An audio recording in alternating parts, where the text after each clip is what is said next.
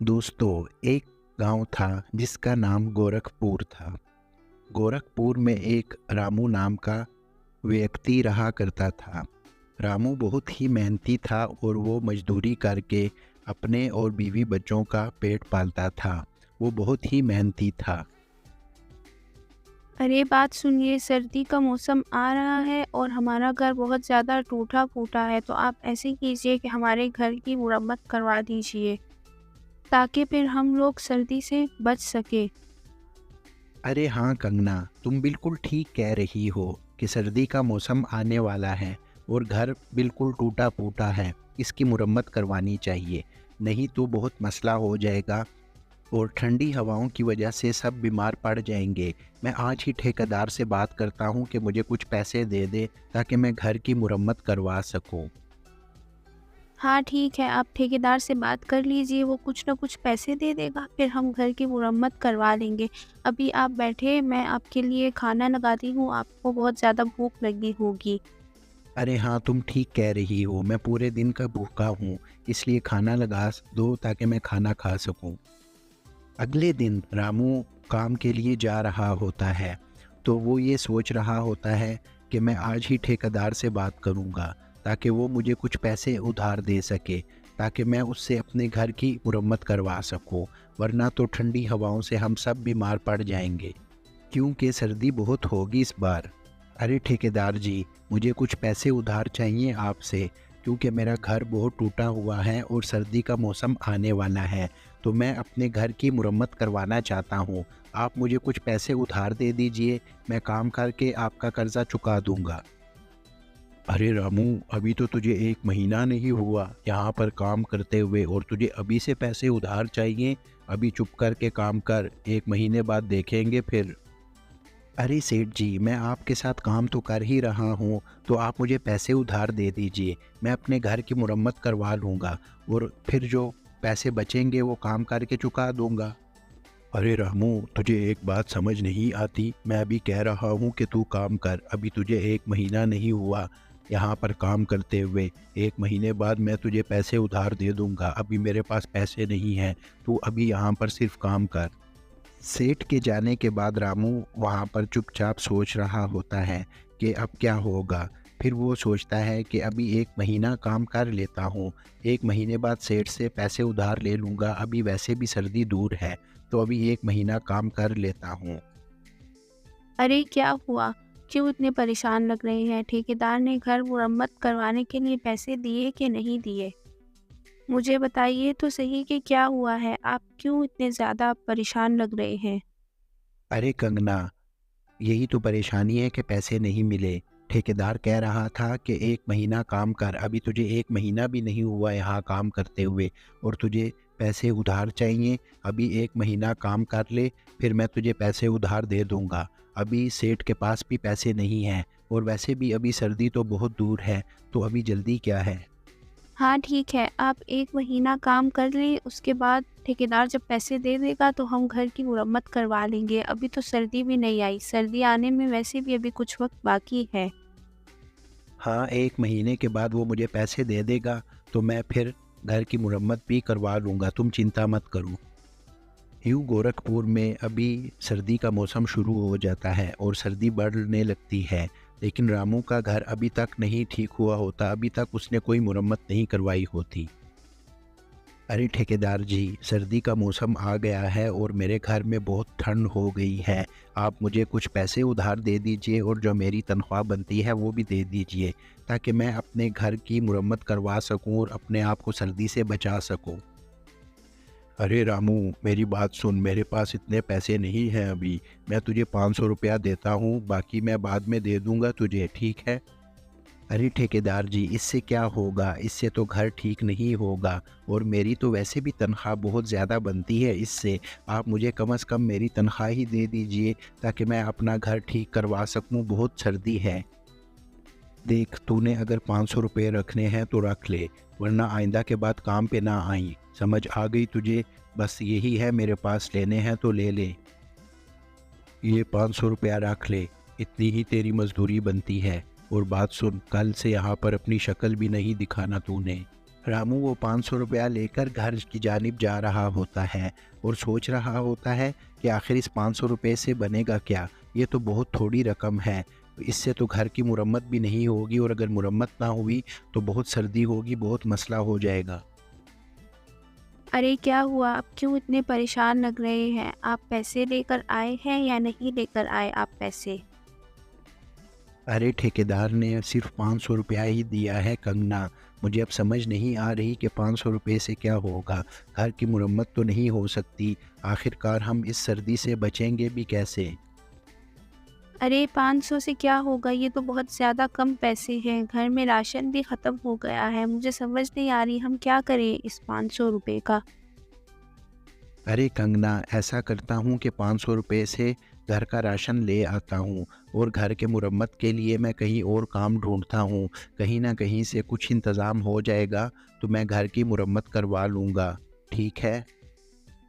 अरे ठीक है, आप अपने लिए कोई दूसरा काम ढूँढ लीजिए और 500 रुपये से घर का राशन ले आएँ। घर की मुरम्मत होती रहेगी। हम लोग पहले खाना तो खाएँ। खाना तो ज़रूरी है ना, बाकी हम बाद में देख लेंगे। यूँ रामू उस 500 रुपये से अपने घर के लिए राशन ले आता है और बहुत परेशान होता है कि सर्दी का मौसम आ गया है, तो अब हम इससे कैसे बचें। ये ना हो कि सर्दी की वजह से सब लोग बीमार हो जाएं, फिर इलाज के लिए भी पैसे ना हो। उस रात गांव में बहुत तेज़ हवाएं चल रही होती हैं और सर्दी बहुत ज़्यादा होती है, तो रामू और कंगना की बेटी गुड़िया उससे बीमार पड़ जाती है और उसको बहुत तेज़ बुखार होता है। अरे गुड़िया को तो बहुत तेज़ बुखार हो रहा है। मुझे समझ नहीं आ रही, इसको तो बहुत ज़्यादा ठंड लग रही है। क्या करें? सुनो कंगना, गुड़िया को डॉक्टर के पास लेकर जाना पड़ेगा। अगर हम डॉक्टर के पास नहीं लेके गए तो ये बहुत बीमार हो जाएगी। इसको डॉक्टर के पास लेके जाना पड़ेगा, लेकिन कैसे लेके जाएँ? हमारे पास पैसे ही नहीं हैं। आप जितने भी पैसे लेके आए थे वो सारे तो राशन लेने में लग गए हैं। अरे डॉक्टर को कहेंगे कि हम आपकी फ़ीस बाद में दे देंगे, हमारी बेटी का इलाज कर दें, हमारे पास अभी पैसे नहीं हैं। तो डॉक्टर मान जाएगा, बाद में पैसे दे देंगे। अरे डॉक्टर साहब, मेरी बेटी को बहुत तेज़ बुखार हो गया है सख्त सर्दी की वजह से। आप इसका इलाज कर दीजिए, आपका बहुत धन्यवाद होगा। इसका इलाज कर दीजिए, इसको बहुत तेज़ बुखार है। अरे इसका इलाज तो मैं कर दूं, लेकिन इस पे पैसे लगेंगे। तुम लोगों के पास 10,000 रुपये हैं इसका इलाज करवाने के लिए। अरे डॉक्टर साहब, हमारे पास तो 10,000 रुपये नहीं हैं। आप इसका इलाज कर दीजिए, मैं आपके साथ वादा करता हूँ कि मैं आपके पैसे आपको लौटा दूँगा। बस इसका इलाज कर दीजिए, बहुत ख़राब है तबीयत। अरे बात सुनो, ये अस्पताल पैसों से चलता है, मुफ्त में मेरा समय मत बर्बाद करो। जाओ जाके पैसे लेके आओ, तो इसका इलाज भी मैं कर दूँगा। जाओ यहाँ से आप। वो तीनों अस्पताल के बाहर आकर बैठ जाते हैं सख्त सर्दी में, और जैसे जैसे समय गुजरता है गुड़िया की तबीयत और ख़राब होती जाती है, उनको समझ नहीं आ रही हो। अरे मुझे तो बहुत ज़्यादा ठंड लग रही है और गुड़िया की तबीयत भी बहुत ज़्यादा ख़राब हो रही है और ये डॉक्टर इलाज भी नहीं कर रहा। मुझे समझ नहीं आ रही मैं क्या करूँ इतनी ज़्यादा ठंड में। अरे मैं इतना क्यों मजबूर और लाचार हूँ कि अपनी बेटी का इलाज भी नहीं करवा सकता। मैं क्यों इतना मजबूर हूँ। काश मेरे पास भी दौलत होती तो मैं भी आज अच्छे अस्पताल में इलाज करवाता। उन तीनों की तबीयत बहुत ख़राब हो जाती है सख्त सर्दी के कारण, और वो तीनों बेहोश हो जाते हैं ज़्यादा बुखार चढ़ने की वजह से। तीनों बेहोश होते हैं। रामू की जब आँख खुलती है तो वो अपने आप को हॉस्पिटल के बेड पर पाता है, उसको समझ नहीं आ रही होती। अरे डॉक्टर साहब, मुझे यहाँ पर कौन लाया है? आपने तो हमारा इलाज करने से इनकार कर दिया था, तो फिर मैं हॉस्पिटल में कैसे हूँ? और ये बताएं कि मेरी पत्नी और मेरी बेटी गुड़िया वो कहाँ पर है? सब खैरियत से तो है ना? अरे तुम्हें यहाँ पर एक महिला लेकर आई थी, तुम बेहोश हो गए थे हॉस्पिटल के बाहर, और तुम चिंता मत करो, तुम्हारी बेटी और पत्नी सुरक्षित हैं। तुम अपना बताओ, तुम्हारा क्या हाल है? अब तुम्हारी तबीयत कैसी है अब यहाँ? डॉक्टर साहब, मेरी तबीयत तो बहुत ठीक है और अच्छी है। आप ऐसा कीजिए कि मेरी बेटी और मेरी पत्नी को बुला लीजिए, मुझे उनकी चिंता हो रही है। अरे तुम दोनों की तबीयत कैसी है अब? मैं तो ठीक हो गया हूँ, ये बताओ कि गुड़िया का बुखार उतरा कि नहीं? अरे हाँ, हाँ, हम ठीक हो गए हैं, हमारा बुखार भी अब उतर गया है। लेकिन मुझे एक बात समझ नहीं आ रही कि हमें यहाँ पर कौन लेकर आया था? पता नहीं हमारा इलाज किसने करवाया है? चलो मैं तुम तीनों को उनसे मिलवाता हूँ जो यहाँ पर तुम्हें लेकर आई और इलाज करवाया। चलो मेरे साथ। अरे ये वो महिला है जिन्होंने तुम लोगों की मदद की और तुम लोगों को यहाँ हॉस्पिटल में लेके आई। अरे मुझे ये बताओ, तुम लोगों के साथ आखिर हुआ क्या था जो तुम लोग हॉस्पिटल के बाहर बेहोश पड़े हुए थे? क्या हुआ था कि तुम लोग इतने बीमार हो गए थे? अरे बेगम साहिबा, कल रात को सर्दी बहुत थी, मेरा घर टूटा हुआ है, बहुत तेज़ हवाएं चल रही थी तो मेरी बेटी को बुखार चढ़ गया था बहुत ज़्यादा सर्दी की वजह से।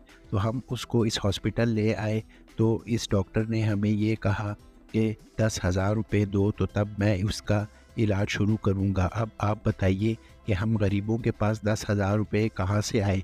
तो हम हॉस्पिटल के बाहर जाकर बैठ गए कि किसी को दया आ जाए और हमारा इलाज करवा ले, जिसकी वजह से हमें बहुत बुखार चढ़ गया था और आप हमें इस हॉस्पिटल में ले आई तो अब हम आपके सामने बिल्कुल ठीक ठाक खड़े हैं। आपका बहुत धन्यवाद कि आपने मेरी बेटी और हमारा इलाज करवाया। अरे मैं कल गाड़ी में गुजर रही थी तो मैंने तुम तीनों को हॉस्पिटल के बाहर बेहोश देखा, इसीलिए मैं तुम लोगों को इलाज करवाने के लिए अंदर ले आई। तुम लोग ऐसा करो कि मुझे अपना घर दिखाओ ताकि मैं उसकी मुरम्मत करवा सकूं और फिर तुम लोगों को कोई सर्दी नहीं लगेगी। अरे बेगम साहिबा, आपका बहुत धन्यवाद कि आप हमारी इतनी मदद कर रही हैं, लेकिन मुझे समझ नहीं आ रही कि आप हमारी इतनी मदद क्यों कर रही हैं। हालांकि आप तो हमें जानती भी नहीं हैं, तो फिर क्यों? देखो, मैं भी पहले तुम लोगों की तरह बहुत गरीब थी और जब मैं किसी गरीब को अब देखती हूँ तो मैं उसकी मदद ज़रूर करती हूँ। तुम लोग मेरे साथ चलो ताकि मैं तुम लोगों का घर मुरम्मत करवा दूँ। इस हॉस्पिटल से निकलो ताकि हम लोग तुम्हारे घर की ओर चलें और फिर वहाँ पे तुम्हारे घर की मुरम्मत शुरू करवा सकें, ताकि फिर तुम लोग सर्दी से बच सको। ये लो, देखो मैंने तुम लोग का घर मुरम्मत करवा दिया है। अब तुम लोगों को इसमें बिल्कुल भी सर्दी नहीं लगेगी। तुम लोग गुड़िया का ख़ास ख़्याल रखना।